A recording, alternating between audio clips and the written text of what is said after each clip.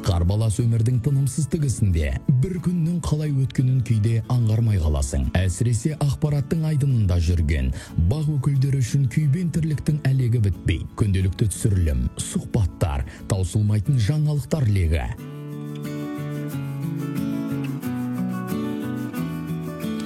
Студия қонағы Азамат Сатыбалды театр мен жеке өміріндегі жаңалықтармен бөліседі. Бізбен бірге болыңыздар.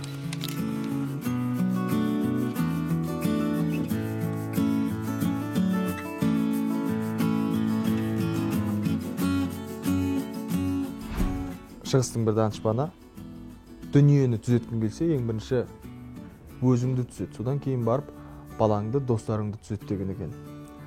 Менің айтпағым, тілге жанашыр болатын болсақ, біз ең бірінші әрине өзімізден бастауымыз керек. Мен тіпті қарапайым ғана мысал келтірейін, телефондағы пернетақтамды қазақ тілді пернетақтаға ауыстырып қойғам.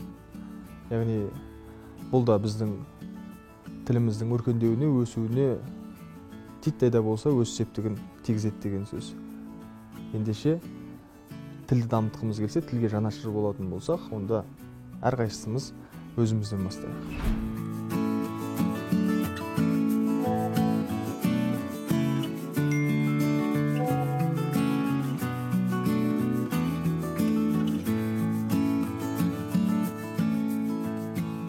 Байқағаныңыздай, мен үшін де ана тілін шұбарлатпай, таза қазақ тілінде сөйлеп, қазақша пернетақталарды қолдану аса қиындық тудырмайды. Оның үстіне әріптестерімен төл әріптермен жазысқан соң басқаша жауап қайтару ыңғайсыз.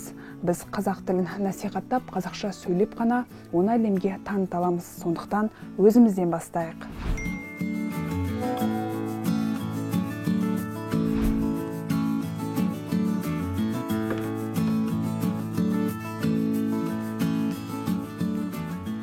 Сіздермен бірге Әсем Леспек.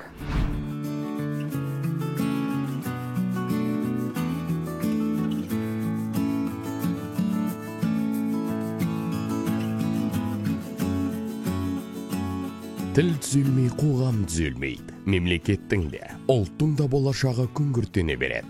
Ататүріктің қай кезде де ұлттық мұрат пен ұлттық мүддеге басымдық беруіміз керек. Халықаралық саяхат, еларалық жағдай, мұның бәрі ұлттық мұрат пен ұлттық мүддеден төмен тұруы керек дегендей, Қазақстан мемлекетінде де оның тілінен бастау алған рухани құндылықтарына да бет бұрап, барынша халықаралық мүддеге қызмет ететін ұлттық саясат жүргізу бүгінгі күн қажет етіп отырған басты талабы.